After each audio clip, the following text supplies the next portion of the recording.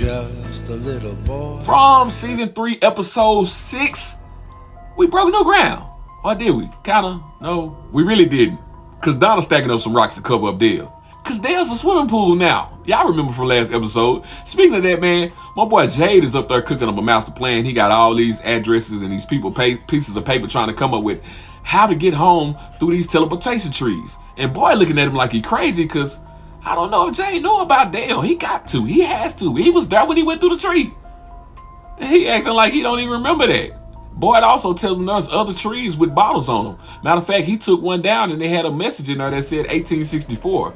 Now, I know I said I thought this was addresses, but now I'm curious, like, is this the year they was coming? Speak to that. When they put these rocks up over Dale, I was going to take it for somebody to knock them down, and then Fatima got something to feast on. You know what I'm talking about? Look, the EMTs tell Boyd that they got a lot of medical equipment on their ambulance. As a matter of fact, they got an ultrasound on her. They can hook it up to Fatima and take a look at this baby. You know what I'm talking about? That's very good. Boy just not coming about the room looking at Roundel looking like the Joker, half his face too. They done turned him into Smiley. Is he the next Smiley? I think he might be the next Smiley. Personally, I kill Roundel in his sleep. That's just me. I kill him in his sleep. I wouldn't trust Roundel. He's gonna get his vengeance. He's gonna do something. He's a spy. They put something in that boy.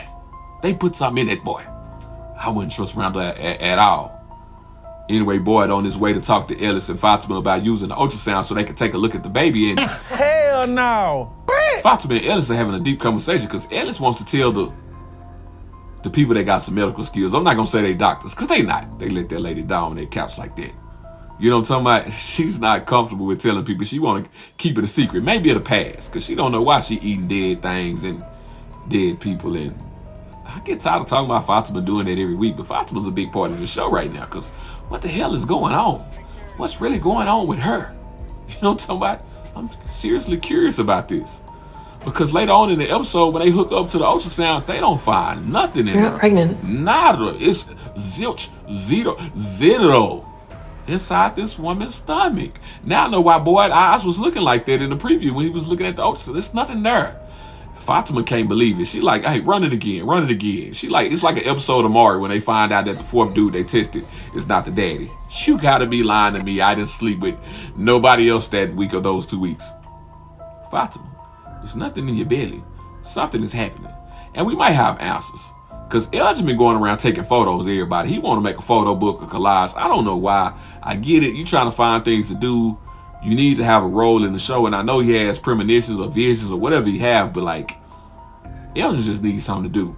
He around here taking photos of people. Baby, I'm not happy. I'm depressed. I want to go home. We stuck. Most likely I'm going to die here. I ain't trying to take no photos. Anyway, in the back of one of his photos, he see the zombie lady creep up behind Fatima, and then the zombie lady touch him on his back, like grab him, like, bitch, don't be scaring me. I would have bowled that little skeleton in her jaw so quick. But anyway, she was like, help me, Elgin. Help me. I can help y'all. I can get all of y'all out. I ain't trusting nobody who cheeks sunk in like a clucker. She might got the answers, though. Elgin might need to pay attention. I don't know how, but in this episode, we see things talking to everybody. Because once Roundel wake up and he got his little patches, he talking to Crystal about the things they see. You know, he can tell that Crystal is not normal. She's acting. Christy.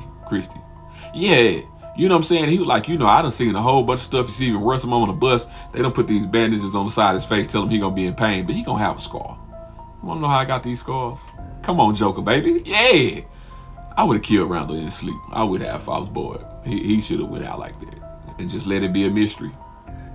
Anyway, you know, talking about, yeah, man, they all been seeing stuff. Christy, Roundel, and Julie. And I said this because Julie keeps smoking pot. I'm not going to call her weed. I'm going to say pot. She's a kid. She's smoking pot. You know, talking about she got that Reggie for the low. Bring back the Reggie. 2024. You know what I'm saying? Anyway, man, and yeah, she say that the weed is helping her, and then her and Roundel go off to smoke a little weed together. Once again, I want to know how old is Julie? Because she keep hanging with all these grown folk, and I'm just getting these vibes like they might be, I don't know. I just wouldn't trust my daughter around all these weird adults. Fatima, Roundel, anybody else. Victor too. You know what I'm talking about? Speaking of that, man, listen, Victor and his dad go on a little mission, a little side quest. Victor is going to get this dummy or this doll that he talked about the last episode or the episode before. His dad wants to follow him. Victor doesn't want him to come because he said it's not safe. It's going to be very dangerous. And we find out why it's dangerous. Because they go inside this little cave and they see the doll, and then they see one of the creatures. It's the dude look like the manless man, just sleep with his mouth open. That's how my uncle used to sleep at church on the front row. But anyway, a lady sit there and she tells Victor, she say, Victor, you keep coming down here, we gonna make you stay. Look, Victor daddy got up out of there. That nigga skedaddled. He skedaddled. Apparently these monsters don't sleep at all. They just be down there waiting for it to be nighttime. They probably be down there playing spades, Uno, reverse Uno, tonk. You know what I'm talking about? Getting down, bones. You know what I'm saying? They doing something. But they wait. Victor and his daddy get up out of there.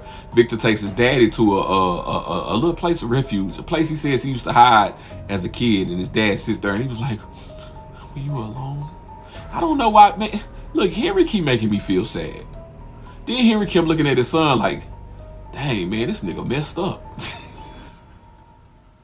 He was looking at his son, he was like, damn, man, my boy crazy. He was like, this, you know that's a toy? Now, I'm not saying the dog not gonna never talk. You never know what's gonna go on in this little purgatory demon land. We don't know. But yeah, his daddy was looking at him like, damn, this nigga crazy.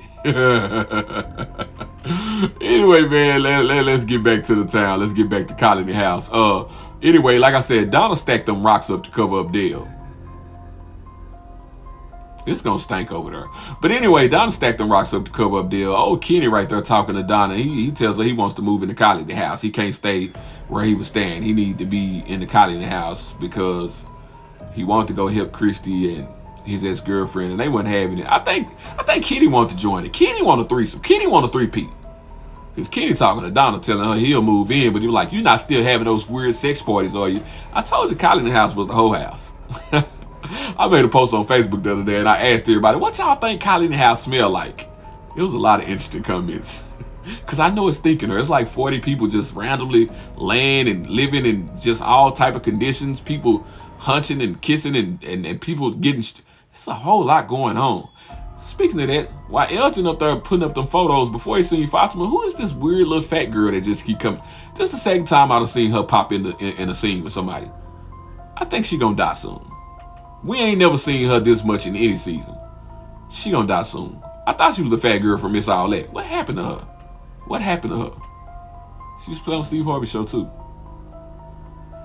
Anyway, man, Dale out there investigating the other tree and the bottles and the guy who runs the bar who we haven't seen since... I feel like I ain't seen the brother since season 1. He pops up and he talking to Dale about being a drunk and coming up with all these conspiracies and run up in his mind and what's not nature. And I just don't know what's the point of him being there and watching out this bottle. Was he a figment of Jade's imagination? Was he a figment of his imagination?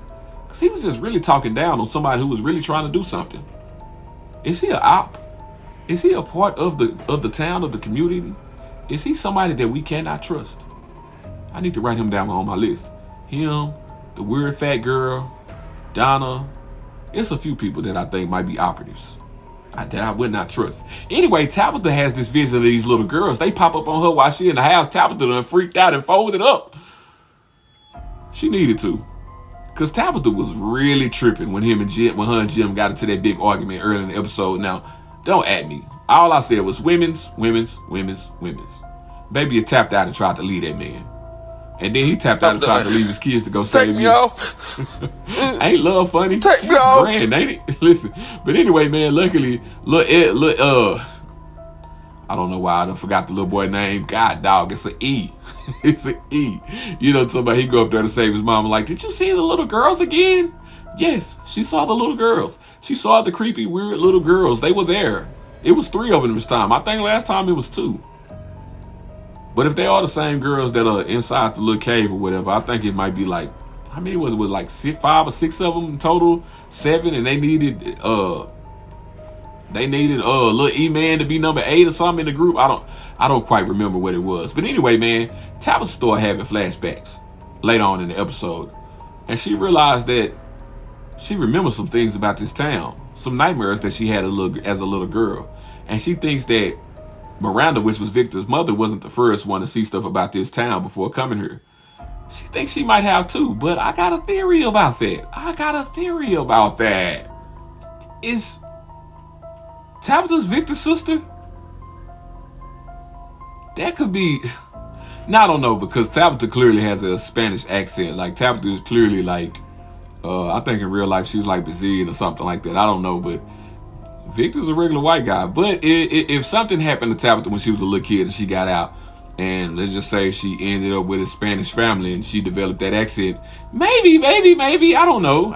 I'm just trying to come up with things, because I don't think Tabitha was having nightmares about the place. I think Tabitha was there and Tabitha got out. I think it was a group of people that were in that town that found their way out. I think that's why those talismans are there. That's why those stones. I think that's why the messages are in the bottles. I think that's why those cabins are empty with the little scarecrow figurines that look like the children. Someone was there who got out and wound up going back. And that might even have been what happened to Victor's mom, Miranda. That might be why she wound up going back to the town. As a kid, she might have been somebody who made it out. And the town just kept calling her back. Like, that's really my theory about what's going on. Like, of course, I'll do another theory episode coming up soon whenever I get a hold to the trailer for next week. But I'm just curious about that, because we don't know what happened to Victor's sister or Victor's mom. You know what I'm saying? And why does the town like Victor so much that they allowed him to live there for years without any other people there? Because he was a little kid. How did he scramble for food? You know what I'm saying? Like, it's just a lot of stuff. Like, whatever food was left when the whole town got killed, it wasn't enough food that was going to feed him for years until other grown-ups came. Like, the little boy in white ain't just the only one who cared about him. Even the monsters, too. They had to know that Victor was in there with no talisman. At some point, like, he just wasn't hiding that well. They been letting Victor make it. You know, same as the lady down there in the cave that told her, if you keep coming down here, we gon' make you stay.